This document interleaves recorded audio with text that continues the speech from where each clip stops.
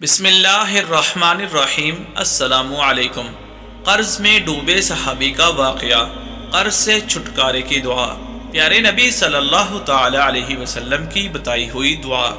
ایک مشہور صحابی حضرت ابو سعید خدری رضی اللہ تعالیٰ عنہ کا بیان ہے کہ حضور پاک صلی اللہ تعالی علیہ وسلم ایک دن مسجد میں تشریف لے گئے تو آپ صلی اللہ تعالی علیہ وسلم نے وہاں حضرت ابو امامہ انصاری رضی اللہ تعالیٰ عنہ کو دیکھا تو آپ صلی اللہ تعالی علیہ وسلم نے فرمایا کہ اے ابو امامہ رضی اللہ تعالیٰ عنہ، تم اس وقت میں جبکہ نماز کا وقت بھی نہیں ہے تو مسجد میں کیوں اور کیسے بیٹھے ہوئے ہو؟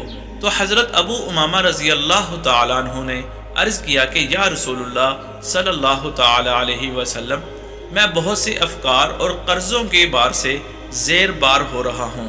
تو حضور پاک صلی اللہ علیہ وسلم نے ارشاد فرمایا کہ کیا میں تم کو ایک ایسا کلام نہ تعلیم کروں کہ جب تم اس کو پڑھو تو اللہ تعالیٰ تمہاری فکر کو دفع فرما دے اور تمہارے قرض کو ادا کر دے؟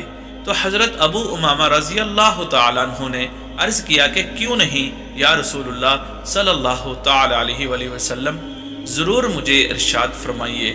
تو آپ صلی اللہ تعالی علیہ وسلم نے ارشاد فرمایا کہ تم روزانہ صبح و شام کو یہ دعا پڑھ لیا کرو، اللہم انی اعوذ بک من الہم والحزن واعوذ بک من العجز والکسل واعوذ بک من الجبن والبخل واعوذ بک من غلبۃ الدین وقہر الرجال۔